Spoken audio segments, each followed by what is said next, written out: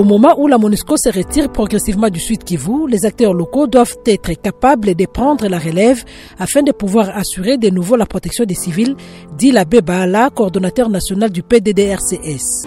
L'atelier que nous ouvrons aujourd'hui a une importance capitale.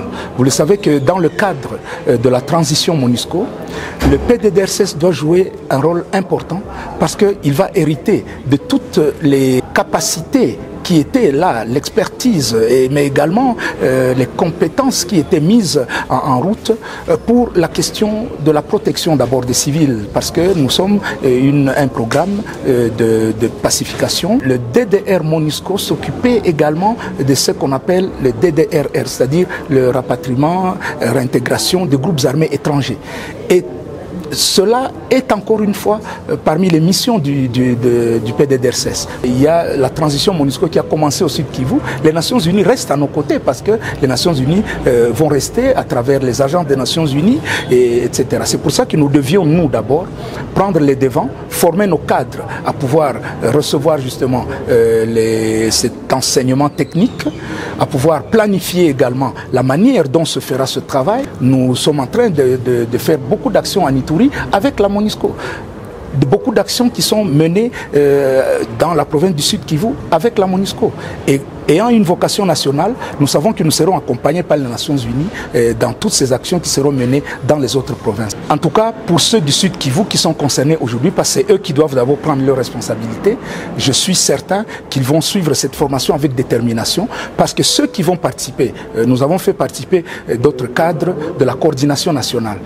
Ils seront aussi peut-être demain formateurs des formateurs. Donc le travail qui se fait aujourd'hui de formation va être couronné de succès si demain nous pouvons rencontrer la paix dans nos communautés. De son côté, la MONUSCO dit attendre du professionnalisme de la part des acteurs nationaux pour sécuriser les civils.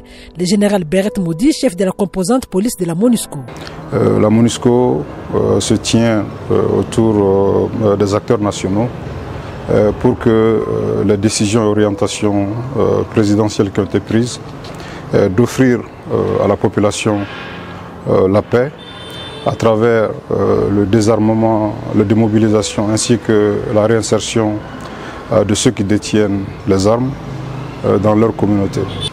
Donc le présent atelier vise à mettre un peu en perspective cet aspect désengagement de notre collaboration avec la partie nationale. Donc, il s'agit pour nous de nous assurer tout d'abord que la province qui est la province pilote du nouveau mouvement de désengagement qui est le Sud Kivu, les acteurs du DDR aient une pleine connaissance de l'ensemble des technicalités que implique leur travail. Et pour nous aussi, au-delà des aspects techniques de capacité individuelle à conduire le programme DDR, il est très important que dans les processus de planification, l'on puisse avoir la capacité de faire de très bonnes analyses de situation. La DDR n'est pas un programme qui vient de manière singulière se déployer et se développer tout seul.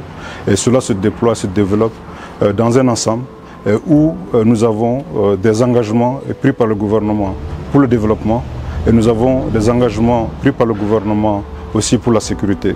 Donc avec l'équipe du Sud Kivu et aussi avec la coordination nationale, et pour nous, notre attente de cet atelier, c'est qu'on puisse se projeter, que l'on puisse regarder quelles sont les conditions que doivent favoriser le DDR en amont, avec les différentes mesures qui peuvent être proposées, mais aussi en aval, que l'on puisse voir sur la base des attentes des populations, quels sont les meilleurs arrangements pour que ceux qui seront désarmés puissent être réellement pris en compte dans la société, puissent être réinsérés et acceptés par la communauté. Après le Sud Kivu, cette série d'ateliers va se poursuivre au Nord Kivu et en Ituri.